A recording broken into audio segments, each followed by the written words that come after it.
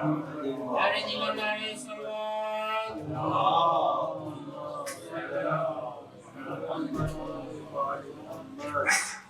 بالله السميع العليم من الشيطان الرجيم بسم الله الرحمن الرحيم الحمد لله رب العالمين والصلاة والسلام على رسوله الكريم وأهل بيته الطيبين الطاهرين لا سيما بقية الله في الأراضين روحي وأرواح العالمين لتراب مقدمة الفداء ولعنة الله على أعدائهم أجمعين. أما بعد قال الله تعالى في كتابه الكريم بسم الله الرحمن الرحيم لا أقسم بيوم القيامة ولا أقسم بنفس اللوامة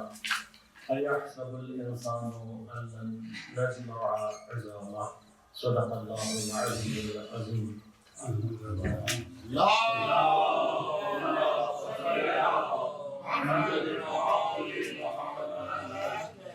عزیزان گرامی قدر مومنین کرام، سب سے پہلے آپ سب کی خدمت میں حلول ماہ مبارک رمضان کی تقریب کو تہنیت پیش کرتے ہیں اور پروردگار عالم کی بارگاہ میں ممنون ہے اور متشکر ہے کہ پروردگار عالم نے ہمیں ایک مرتبہ پھر اپنی ضیافت میں شریک ہونے کی توفیق عنایت فرمائی، اس مہینے کو در کرنے کی توفیق عنایت فرمائی ایمان کے ساتھ کہ جس میں روزہ دار کی سانسیں بھی تسبیح میں تبدیل ہو جاتی ہیں، اور یقیناً یہ مہینہ کہ انزل فیہ القرآن جس میں قرآن کو نازل کیا گیا، عربی القرآن قرآن کریم کی بہار کا مہینہ ہے۔ جس طرح سے موسم بہار نباتات اور پودوں کی نسبت ایک اثر تکوینی رکھتا ہے، بہار کے موسم کا اثر تکوینی یہ ہے کہ بہار اس فضا کو ایجاد کرتا ہے موسم کے اعتبار سے کہ نباتات اگر اپنی حیات کے ضعیف ترین مرحلے میں بھی ہوں تب بھی یہ موسم اور اس کی فضا ان کو اپنی حیات کے ظہور میں مدد دیتا ہے۔ لہذا آپ سال کے کسی اور مرحلے میں اگر پودوں کو اگانا چاہیں تو نسبتاً دقت پیش آتی ہے، لیکن موسم بہار ایسا ہے کہ جو ضعیف ترین مرحلے میں بھی اگر حیات کا امکان موجود ہے نبات کے اندر، پودے کے اندر، یہ موسم اپنی تکوین میں، اپنے ہونے میں اس کے اندر یہ صلاحیت موجود ہے کہ یہ اس حیات کو ظہور دینے میں مددگار ثابت ہوتا ہے۔ پس ربیع القرآن جس مہینے کو کہا گیا، اس کا معنی یہ ہے کہ اس مہینے کا بھی جو اثر تکوینی ہے وہ موسم بہار کی مانند ہے، یعنی جس قلب میں بھی ایمان کی حیات اپنے ضعیف ترین مرحلے میں ہوگی، اس مہینے میں اس مہینے کی کیفیت تکوین اس ایمان کو قرآن کی شکل میں ظہور دینے کی صلاحیت رکھتی ہے۔ یعنی یوں سمجھ لیجئے کہ جس طرح سے موسم بہار مساعد ہوتا ہے اس بات کا کہ پودے کی حیات کو، حیات نباتی کو ظہور دے، اسی طرح سے ماہ مبارک رمضان کی فضا مساعد ہے، یعنی مدد کرتی ہے حیات قرآنی اور حیات انسانی کو ظہور دینے کے لیے۔ اب اگر فضا مساعد ہے، یعنی فضا ایسی ہے کہ جو مددگار ہے، فضا ایسی ہے کہ جو ہماری اس حیات ایمانی اور اس حیات قرآنی کو ہمارے اندر شدید کر سکتی ہے، ظہور دینے میں مددگار ہے، ہماری ذرا سی توجہ، ہماری ذرا سی کوشش ہمیں قرآن کے ساتھ اس ارتباط میں لا سکتی ہے کہ جو پروردگار عالم قرآن کے نزول سے مطلوب رکھتا ہے۔ یعنی پروردگار جو چاہتا ہے کہ یہ قرآن ہمارے اندر نور پیدا کرے، یہ قرآن ہمیں ہدایت کی طرف لے کر جائے، یہ قرآن ہمارے اندر طہارت و پاکیزگی کو پیدا کرے، ذرا سی ہماری توجہ اور ذرا سا ہمارا قرآن کے ساتھ اتصال ہمیں اس نورانیت اور پاکیزگی کو حاصل کرنے میں خود بخود مددگار ہے۔ لہذا اوائل ماہ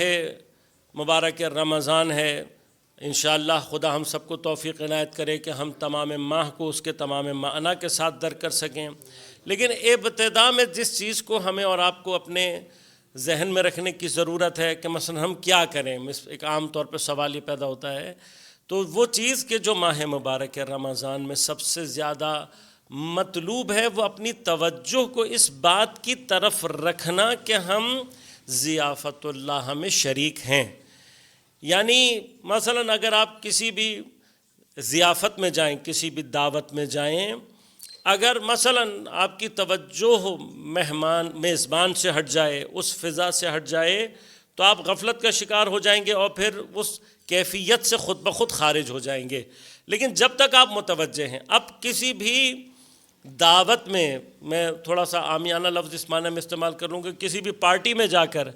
جب تک انسان اس بات کی طرف متوجہ ہے کہ میں اس دعوت کا، اس ضیافت کا حصہ ہوں، خود بخود وہ اس سے اپنے آپ کو مستفیض کر رہا ہوتا ہے، خود بخود اس کو وہ چیزیں جو کہ اس کا حصہ ہیں حاصل ہو رہی ہوتی ہیں۔ ماہ مبارک رمضان کو ضیافت کہنے کا ایک معنی یہ بھی ہے کہ انسان صرف اس بات کی طرف متوجہ رہے، یعنی اپنی توجہ رکھے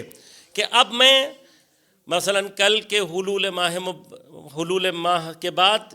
چاند کے نظر آ جانے کے بعد سے اب میں اس وقت اللہ کی دعوت میں ہوں۔ اب جب میں اللہ کی دعوت میں ہوں، میرا ہر مرحلہ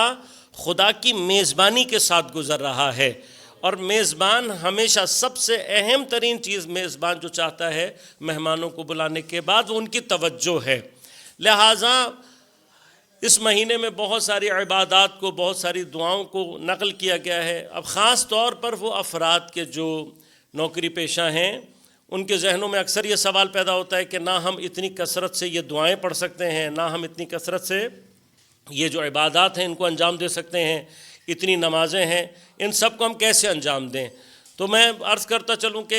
یہ جو کثرت سے دعائیں ہیں، کثرت جو مانگی گئی ہے تمام چیزوں کے اندر، وہ عام طور پر ان افراد سے مانگی گئی ہے کہ جن کے پاس وقت میں گنجائش ہے، جن کے پاس یہ مرحلہ حاصل ہے۔ لیکن وہ افراد کے جو نوکری پیشہ ہیں، جو مثلا صبح جائیں گے شام تک آفس میں ہیں اور آفس میں بھی مسلسل کام میں مصروف ہیں،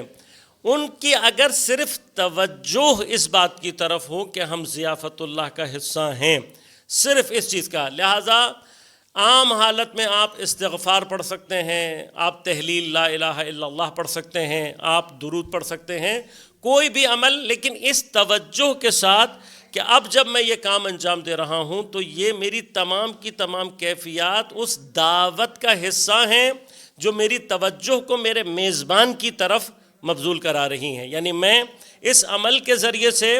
اپنے میزبان کی خواہش کو پورا کر رہا ہوں۔ اس سارے مرحلے میں انسان کی توجہ کو بڑھانے کے ساتھ ساتھ ایک مرحلہ کہ جس کے لیے اس مرتبہ پھر خدا نے ہمیں یہ توفیق عنایت کی ہے کہ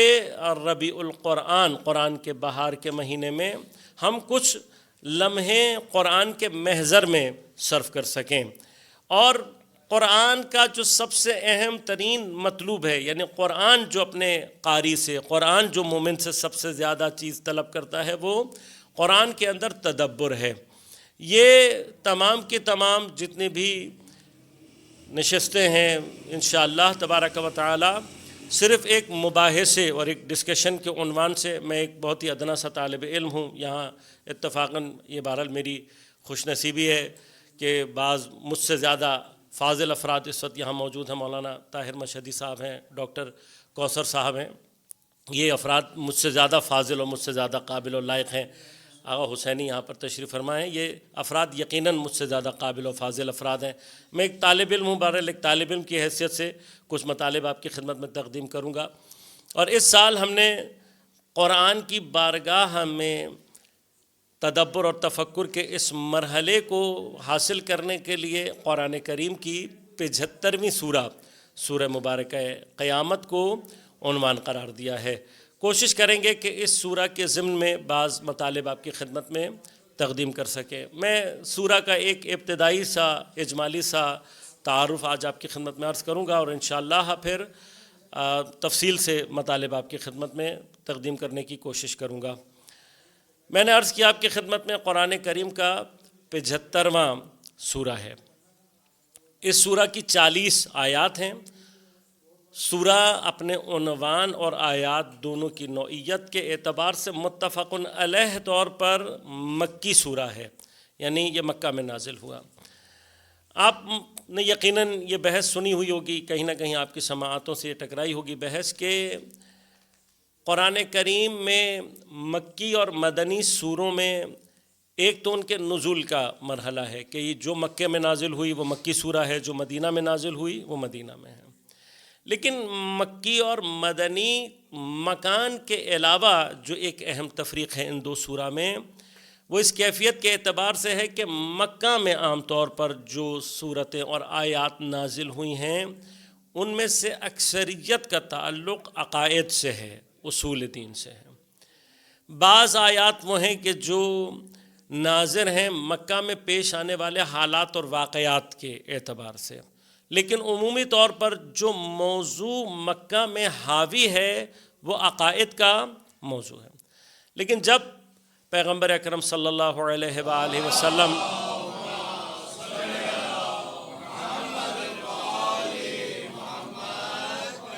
حضرت مدینہ تشریف لے کر آتے ہیں اور حکومت اسلامی کا قیام ہے، معاشرہ یا اسلامک سوسائٹی ایک اعتبار سے اسٹیبلش فارم میں آ گئی ہے، تو وہاں پر زیادہ تر جو صورتیں ہیں اور ان کا موضوع اور آیات کا جو موضوع ہے وہ احکام دین کے اوپر زیادہ ناظر ہے۔ اور اس اعتبار سے قرآن کریم کی جو صورتوں کی یہ والی تقسیم ہے مکی اور مدنی، اس میں ایک تقسیم کا اعتبار اس حوالے سے بھی ناظر ہے۔ اس سورہ مبارک قیامت جیسا کہ نام سے واضح ہے کہ اس کا تعلق اصول دین اور اصول دین میں بھی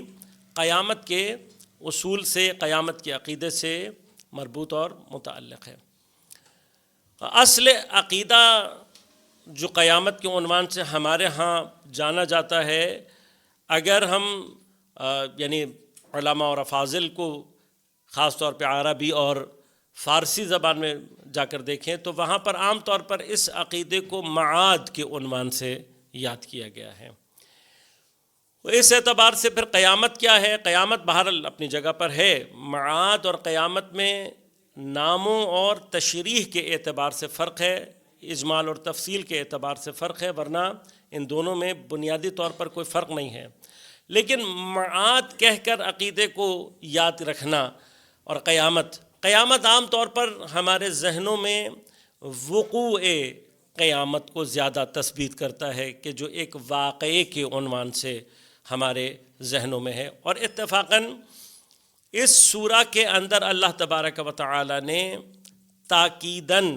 ابتداءً جس چیز کی قسم کھائی ہے وہ ہے بھی یوم قیامت، قیامت کا دن، وقوع قیامت۔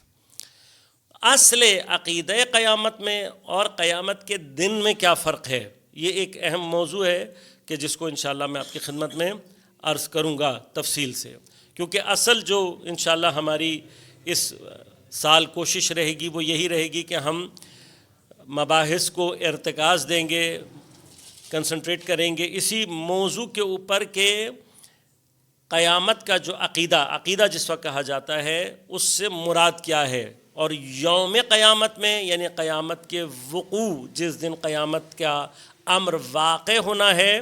اور عقیدہ قیامت میں فرق کیا ہے۔ اصل موضوع جو ہمارا مرتکز رہے گا وہ اس اعتبار سے ہوگا۔ معاد بِإِن معنی ہے کہ انسان کی بازگشت، اس کی پلٹ خدا کی جانب ہے۔ وہ اس اعتبار سے معاد بنیادی طور پر ہماری انتہا اور نہایت کو بیان کرنے کے لیے آیا ہے، لہذا اس نہایت کو ذہن میں رکھتے ہوئے خود بخود انسان کی توجہ اپنی ابتدا کی طرف مبذول ہو جاتی ہے، یعنی ایک میری ابتدا ہے اور ایک میری انتہا اور نہایت ہے، ایک میرا سٹارٹنگ پوائنٹ ہے اور ایک وہ جگہ ہے جہاں پر آ کر اس سارے سلسلے نے الظاہر ختم ہونا ہے۔ جو چیز سب سے زیادہ اہم ہے وہ یہ ہے کہ یہ یاد رکھیے گا کہ عقیدہ قیامت میں ختم ہونے کا معنی کہیں پر نہیں پایا جاتا. یوم قیامت بھی مثلا عام طور پہ جیسے ہمارے ہاں اینڈ آف ٹائم کے نام سے ایک عنوان بیان کیا جاتا ہے، یا مثلا کسی ایسے تصور کو ذہن میں رکھا جاتا ہے کہ جہاں پر جا کر سلسلے ختم ہو رہا. عام طور پہ جب ہم ختم ہونے کو ذہن میں رکھتے ہیں تو اسی ختم ہونے کے ساتھ نابودیت اور معدومیت خود بخود ہمارے ذہنوں میں ایجاد ہو جاتی ہے. آج ابتدائی طور پر بھی جس چیز کو ہم نے سب سے زیادہ اپنے ذہن میں واضح رکھنا ہے وہ یہ کہ قیامت معاد کسی بھی عنوان سے نابود ہونے کے معنی میں نہیں ہے، معدوم ہونے کے معنی میں نہیں ہے. درود پڑھیے گا ایک مرتبہ محمد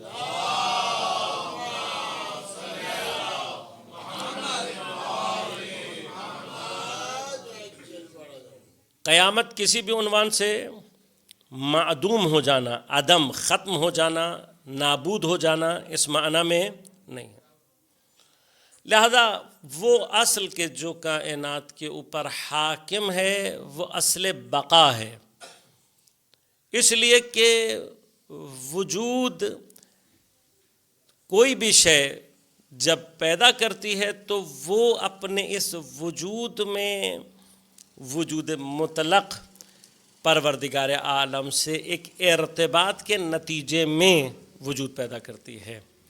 اور چونکہ پروردگار عالم کا فیض مسلسل اور مستقل ہے،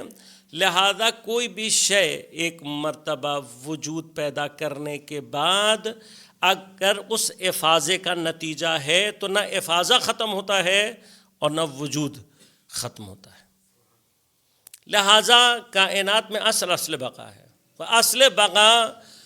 ایک عام طور پر ہمارا ذہن پھر پلٹتا ہے اس طرف کہ جہاں پر مثلاً سائنس میٹر کے بارے میں جس طرح سے کہتی ہے matter can not be create nor be destroyed, یہاں پر البتہ خود اس جملے کے اندر اشکالات موجود ہیں. یہ جو کہا گیا کین ناٹ بی کریٹڈ، تو یہ کین ناٹ بی کریٹڈ یعنی اگر مطلق فارم میں ہے تو اشتباہ ہے. میٹر، مادہ، انسان وجدانی اعتبار سے بھی اگر اس کے بارے میں غور کرے کہ مادے کی اپنی اصلیت بے شعور ہے، مادے کی اپنی حقیقت مادی اعتبار سے، اور خصوصاً مادہ جتنا اپنے ایلیمنٹری اسٹیجز کی طرف جاتا ہے اتنا ہی اس کے اندر شعور اور ادراک کی کمی پیدا ہوتی چلی جاتی ہے. اب وہ چیز کہ جو فاقد شعور اور ارادہ ہوں اس کے بارے میں یہ تصور پیدا کر لینا کہ یہ خود سے مثلا ہو سکتی ہے یا یہ اپنی بقا کو خود سے باقی رکھ سکتی ہے، اگر انسان اس جملے پر غور کرے گا تو خود سے اس کو پیراڈاکس اس کے اپنے اندر محسوس ہوگا. پیراڈاکس ہے کہ اگر شے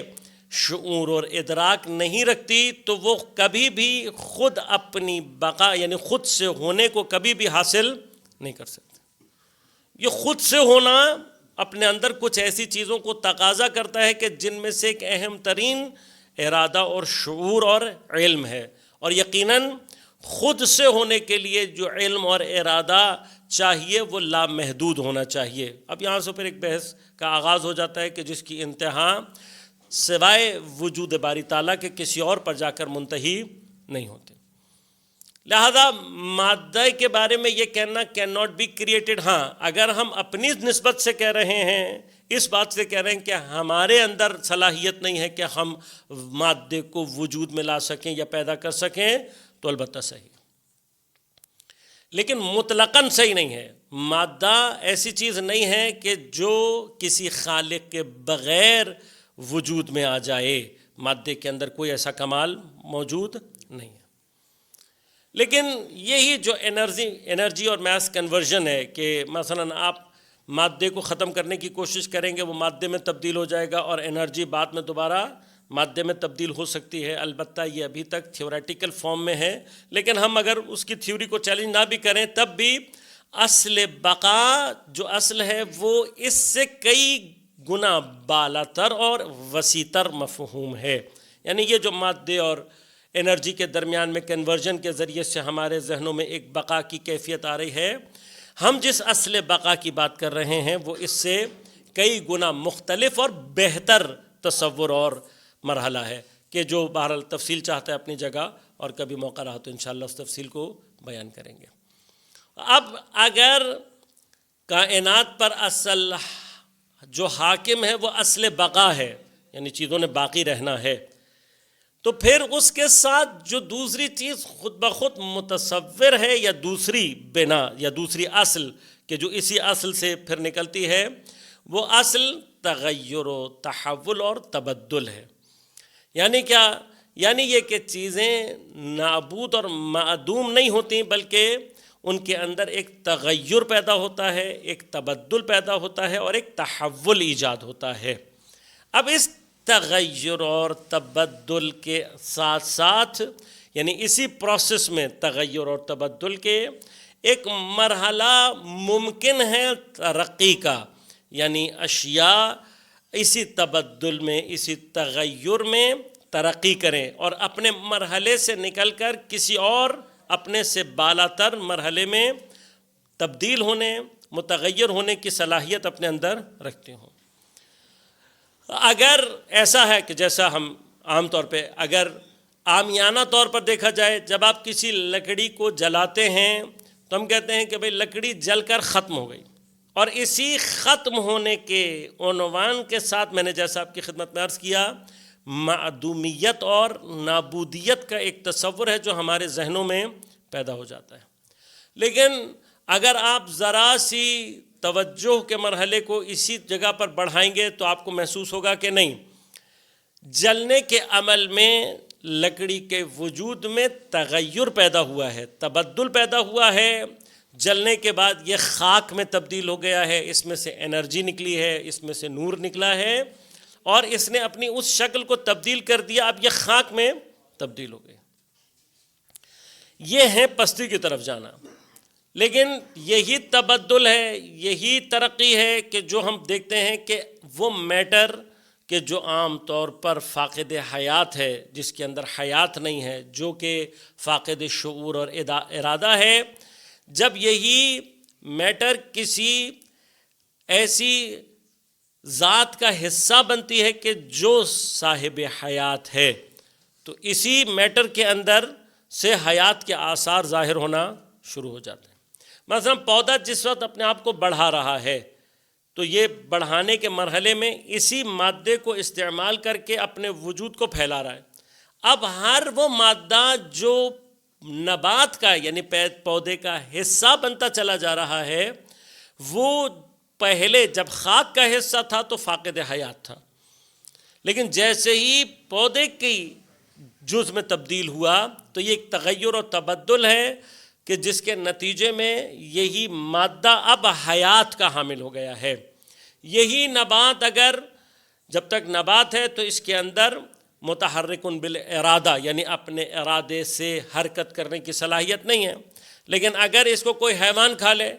اور یہ اس کے بدن کا حصہ بنے تو جیسے ہی اس کے بدن کا حصہ بنے گا، اسی مادے کے اندر تحرک بالارادہ یہ ایک صفت ہے، یہ ایک ترقی ہے جو اس کے اندر پیدا ہو جائے گی۔ کیا ترقی کائنات میں اس مرحلے پر آ کر ٹھہر جاتی ہے؟ نہیں، کائنات میں ترقی مادے کی سرحد سے بالا ہونے کی صلاحیت رکھتی ہے۔ اب یہ ان لوگوں کے لیے کہ جو خدا پر، جو فرشتوں پر یا غیب پر ایمان رکھنے والے نہیں ہیں، ان سے بحث کا مرحلہ یہاں سے آگے نہیں بڑھ سکتا۔ کیوں؟ اس لیے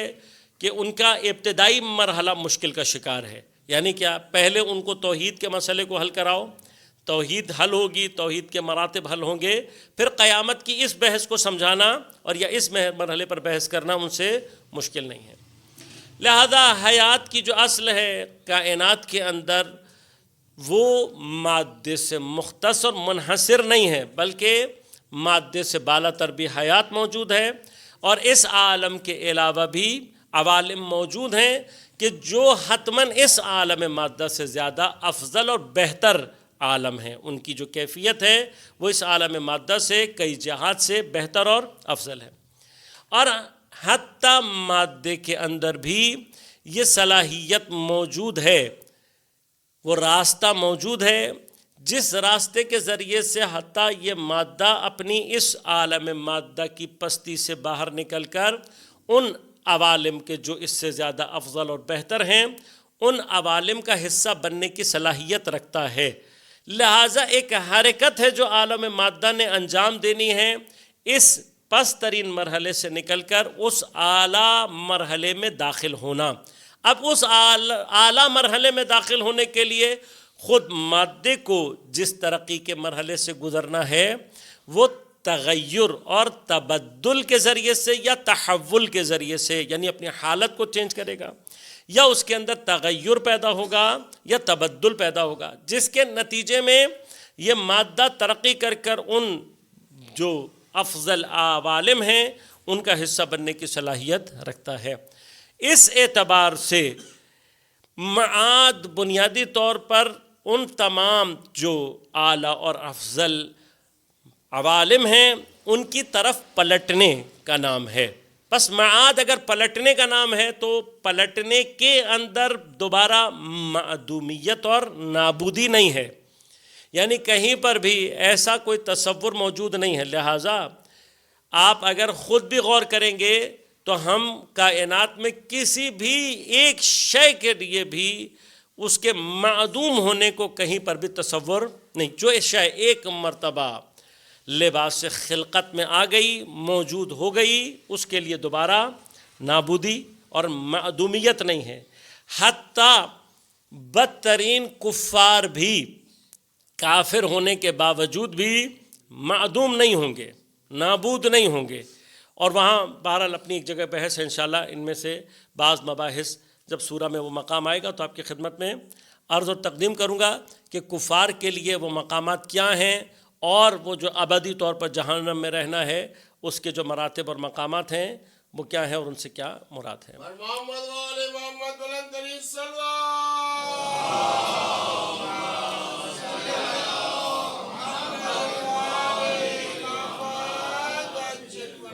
انشاءاللہ سورہ میں ورود پیدا کریں گے اور ایک ایک کر کے آیات کا ترجمہ اور مطالب انشاءاللہ آپ کی خدمت میں عرض کروں گا۔ لیکن میری کوشش یہ ہوتی ہے کہ ہر سال جس سورہ کو موضوع بنایا جائے اس سورہ کے فضائل کے عنوان سے مطالب کو جو روایات میں ذکر کیا گیا ہے سامعین کی خدمت میں تقدیم کر سکوں۔ 3 روایات ہیں جن میں سے پہلی پیغمبر اکرم صلی اللہ علیہ وآلہ وسلم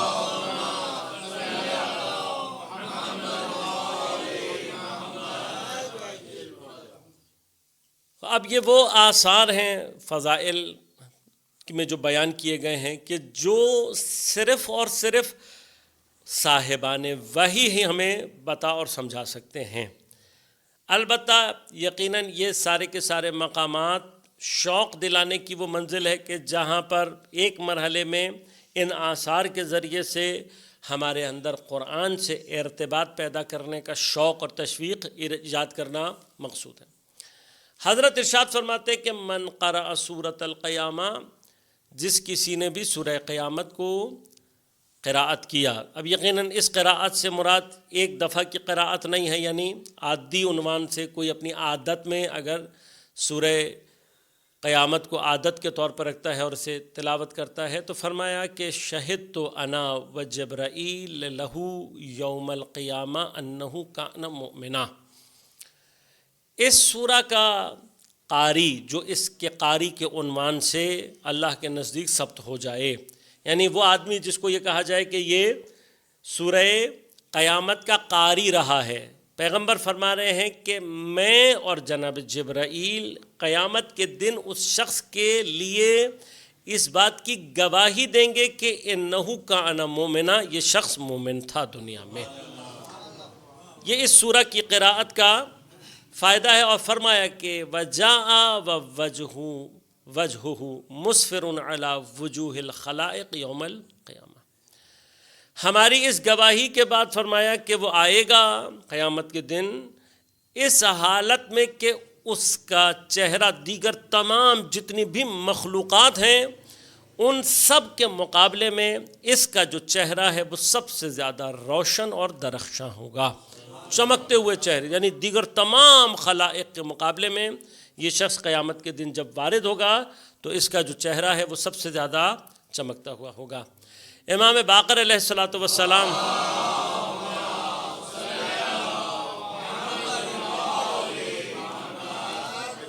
حضرت فرما رہے ہیں کہ من ادمنا قراءۃ لا اقسم وکان یعمل بہا، یہ تعبیر اب تک میں نے جتنی بھی سورہ کے فضائل تقریباً پڑھے ہیں، یہ تعبیر پہلی مرتبہ میری نظر سے گزری، البتہ علماء کی نظر سے اگر یہ لفظ گزرا ہو تو مجھے ضرور متوجہ کریں۔ ادمنا بنیادی طور پر اگر میں اس کو میں نے سرچ کرنے کے بعد اور سمجھنے کے بعد جو لفظ مجھے سمجھ میں آیا ہے وہ لفظ ہے ایڈکشن، یعنی عام طور پر لغات میں جو اس کا ترجمہ کیا گیا ہے وہ مخدرات، یعنی بعض لوگوں نے شراب یعنی نشہ آور چیزوں کی نسبت اس کو معنی کیا ہے۔ بس ایک کیفیت عادت ہوتی ہے، یعنی کسی کو کسی چیز کی عادت ہو، آپ بہتر جانتے ہیں، عادت سے اوپر کا ایک مرحلہ ہے جو کیا کہلاتا ہے؟ ایڈکشن۔ عادت میں عام طور پر حالات کی تبدیلی میں چھوٹنے کا امکان ہے۔ آپ روزانہ واک کرتے ہیں لیکن طبیعت خراب ہو جائے، آپ واک کر رہے ہیں کوئی مصروفیات بڑھ جائیں، کوئی بھی ایسا سلسلہ ہو جائے تو آپ کی عادت چھوٹ سکتی ہے۔ لیکن ایڈکشن کیا ہوتی ہے؟ ایڈکشن وہ ہوتی ہے جو کسی بھی حالت میں انسان سے نہ چھوٹے۔ اب تک میں نے عرض کیا عام طور پر یعنی روایات میں جو عام طور پر الفاظ استعمال ہوئے ہیں ان میں قراءت، تلاوت، تاکید، عادت، یہ تقریباً سارے الفاظ ملتے ہیں، لیکن یہ لفظ ابھی تک میری نگاہ کی بات کرو، میرا مطالعہ یقیناً ناقص ہوگا اور ناقص ہے۔ یہ تعبیر مجھے پہلی مرتبہ ملی ہے کہ امام فرما رہے ہیں من ادمنا، یعنی کوئی سورہ مبارکہ قیامت کا ایڈکٹ ہو جائے، ایڈکشن پیدا کر لے سورہ قیامت کی، لیکن صرف ایڈکشن پڑھنے کی نہیں، ساتھ ہی ساتھ کیا کہا فرمایا وَكَانَ يَعْمَلُ بِهَا، اور پھر اس پر عمل کرنے والا بھی ہو۔ عمل کے حوالے سے انشاءاللہ ہم جب مطالب بیان کریں گے تو بظاہر آپ کو خود محسوس ہوگا کہ اس سورہ کے عمل کی کیفیت بنیادی طور پر وہی ہے کہ جو عقیدے کے ایکٹیویٹ ہونے کے فارم میں سامنے آتی ہے۔ تو مطالب جب ہم پڑھیں گے اس میں آپ کو بہت سارے مقامات پر خود بخود یعنی اس سورہ کے اندر عمل کے اعتبار سے اتفاقاً مثلاً نہ نماز کا ذکر ہے، نہ بظاہر روزے کا ذکر ملے گا، نہ زکوٰۃ دینے کے اوپر تاکید ہے، نہ صدقات مالی عبادات کو، نہ جہاد، بظاہر اس طرح کی کوئی چیز آپ کو اس میں نہیں ملے گی۔ تو پھر اس میں یعمل بہا سے کیا مراد ہے وہ انشاءاللہ جب مطالب میں عرض کر رہا ہوں گا تو آپ کی خدمت میں عرض کروں گا۔ لیکن اگر کوئی ایڈکشن پیدا کر لے اور اس سورہ کو عملی صورت میں اپنی زندگی میں لے آئے تو امام فرماتے ہیں کہ بعثہ اللہ عز وجل مع رسول اللہ من قبرہ فی احسن صورت،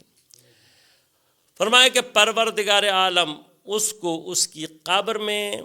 سے بہترین صورت کے ساتھ اس طریقے سے اٹھائے گا کہ اس کا مبعوث ہونا رسول اکرم صلی اللہ علیہ وآلہ وسلم کے ساتھ ہوگا۔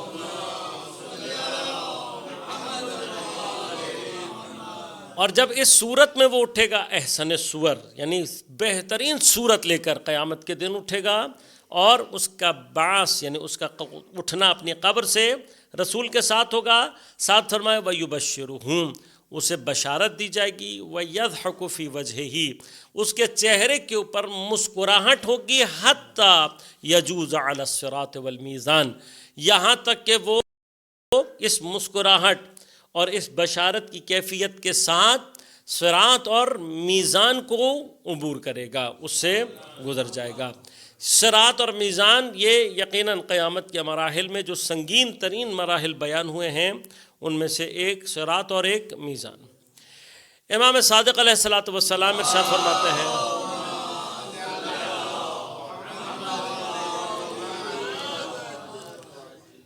حضرت فرماتے ہیں کہ قراءتها، یعنی عام، اب یہ جو حضرت بیان کر رہے ہیں دوبارہ یہ وہ والا لیول آف ایڈکشن نہیں ہے، یعنی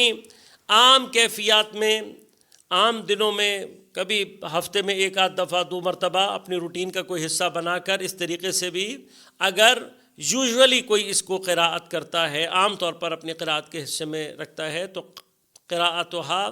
یخشع، یعنی اس کی قراءت کرنا انسان کے دل میں خشوع کو ایجاد کرتا ہے، تخشع، خشوع کو ایجاد کرتا ہے، وتجلب العفاف والصیانہ، اور اس کی قراءت باعث بنتی ہے کہ انسان کے اندر عفت اور پاک دامنی پیدا ہو، اور صیانت و مصونیت، یعنی انسان کے اندر گناہوں سے بچنے کی صلاحیت پیدا ہوتی ہے۔ اور پھر فرمایا کہ من قرأہا، اس کو جو بھی قراءت کرے گا، لم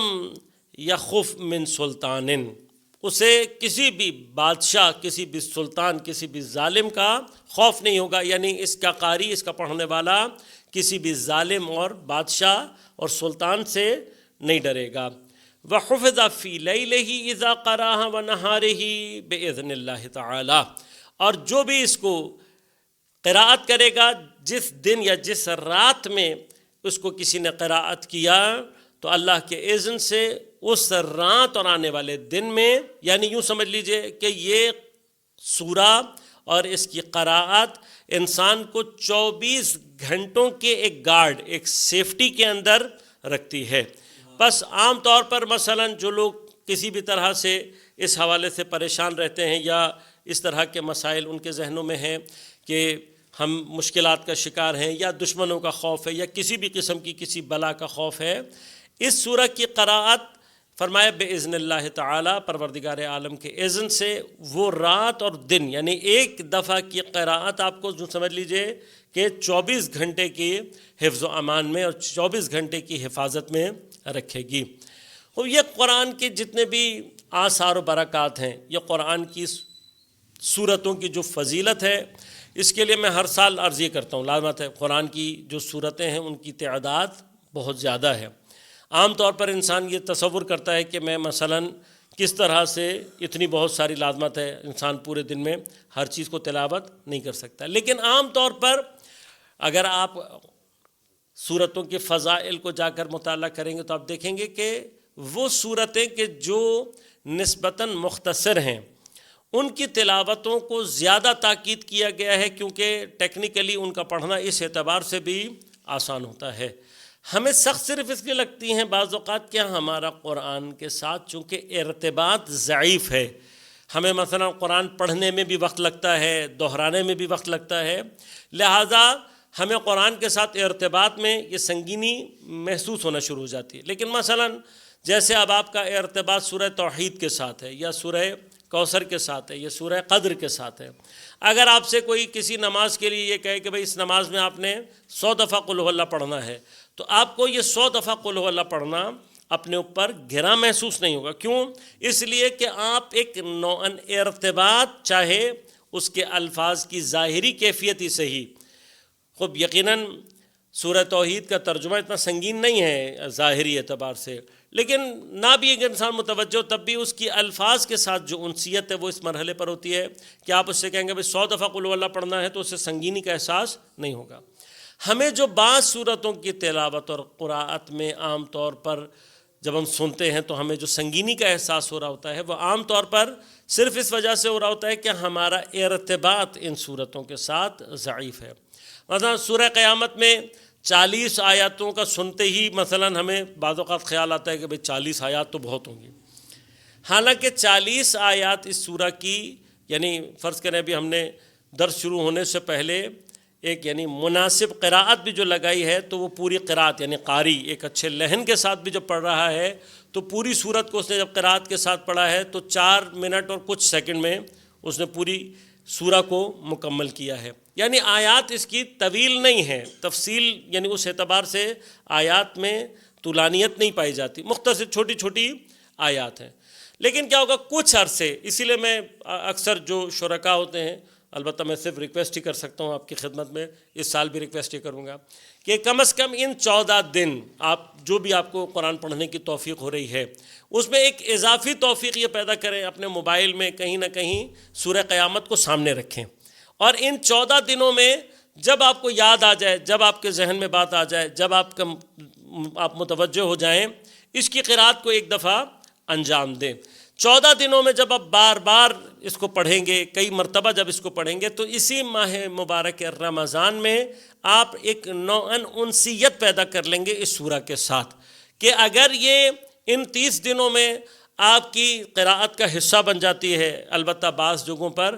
بعض علماء یہ فرماتے ہیں کہ جیسے ایڈکشن کا لفظ یا قرأت کی تاکید کر گئے بیان کی گئی ہے، یہ اگر آپ بعض صورتوں کو اپنی زندگی میں مثلا 40 دن آپ یہ کہیں بھئی 40 دن آنے والے میں مثلا سورہ قیامت کو ہر روز پڑھوں گا یا جب مجھے موقع ملے گا پڑھے گا، صرف 40 دن کے لیے بھی اگر آپ ارتباط اپنا پیدا کر لیں گے تو 40 دن میں وہ آثار و برکات آپ کے لیے مہیا ہو جائیں گے، یعنی وہ جو بیان کیا گیا ہے کہ یہ چیزیں ہیں۔ اچھا پھر کیا ہوگا؟ جب آپ 40 دن تک ایک سورہ کے ساتھ اپنے آپ کو مرتبط رکھیں گے تو آہستہ آہستہ آپ ان دروس کا جو اصل مقصد ہے وہ یہ ہے کہ ان دروس کے بہانے قطرہ قطرہ کر کے صحیح، لیکن ہم آیات کے مطالب کو اس طرح سے اپنے ذہن میں رکھ لیں کہ جب ہم ساتھ ساتھ اس کی سورہ کی تلاوت بار بار کر رہے ہیں تو آیات کے معانی اور اس سے متعلق جو مطالب ہیں وہ آپ کے ذہن میں محفوظ ہوں، اور بار بار کی تکرار کے ساتھ آیتوں اور ان کا ترجمہ اور مطالب دونوں آپ کے ذہن میں محفوظ ہونا شروع ہو جائیں گے۔ یہ وہ پہلا مرحلہ ہوتا ہے جو کسی بھی چیز کے عملی صورت کی طرف لے جانے میں ہمارے لیے بنیاد ثابت ہوتا ہے۔ یعنی جب یہ ارتباط ہم نے آیت سے اور سورت سے ایجاد کر لیا کہ ہم بار بار اس کو تکرار کر رہے ہیں، بار بار پڑھ رہے ہیں، الفاظ ہمیں یاد ہو رہے ہیں، اور بعض الفاظ کا ترجمہ اور بعض الفاظ اور جملات کے معانی اور مطالب ہمارے ذہن میں محفوظ ہو رہے ہیں، تو خود بخود ہمارا رابطہ آیت کے ساتھ اور سورہ کے ساتھ شدید ہونا شروع ہو جاتا ہے، کہ جو پھر آہستہ آہستہ عملی صورت میں خود بخود ہماری زندگی میں ظاہر ہونا شروع ہو جاتا ہے۔ انشاءاللہ کوشش کریں گے کہ اس سال جو خدا نے ہمیں توفیق دی ہے کہ ہم قرآن کریم کی اس سورہ کے محضر میں حاضر ہوئے ہیں، مطالب کو آپ کی خدمت میں تقدیم کر سکیں، اس دعا کے ساتھ کہ پروردگار ہم سب کو قرآن پڑھنے اور سمجھنے کی توفیق عنایت فرما۔ بار الہا یہ مہینہ کہ جسے تو نے اپنی ضیافت اور مہمانی کا مہینہ قرار دیا ہے، ہم سب کو توفیق عنایت فرما کہ ہم اس ضیافت سے بہترین طریقے سے استفادہ کر سکیں۔ بار الہا میزبان اور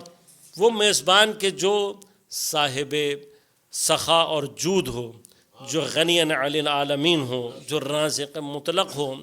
اس کی بارگاہ کا حق یہ ہے کہ وہ اپنے مہمانوں کو خالی ہاتھ جانے نہ دے۔ ہمیں تیری ضیافت سے خاص طور پر جو طلب ہے، جو ہم چاہتے ہیں، ہماری خواہش یہ ہے کہ تو اپنی آخری حجت کے ظہور میں تعجیل فرما، حضرت کے ظہور کے ذریعے سے دنیا سے ظلم اور استبداد کا خاتمہ فرما، عدل اور عدالت کو قائم فرما۔ بار الہا ہم سب کو امام زمان عجل اللہ تعالیٰ فرج و شریف کے اعوان و انصار میں شمار ہونے کی توفیق عنایت فرما۔ بار الہا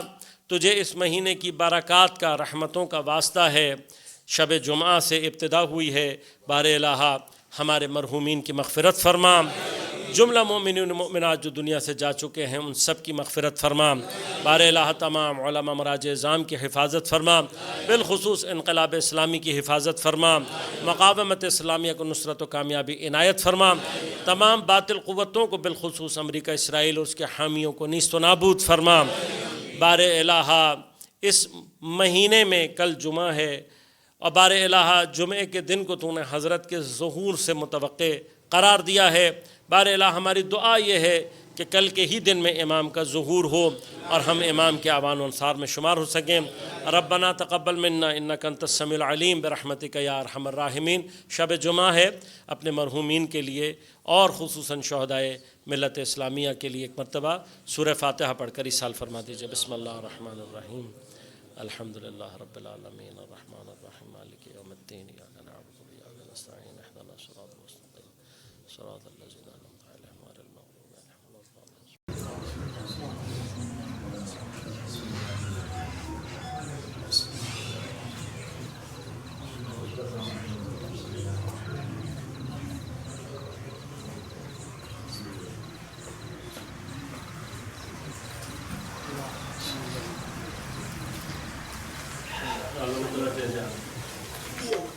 توجہ زیارت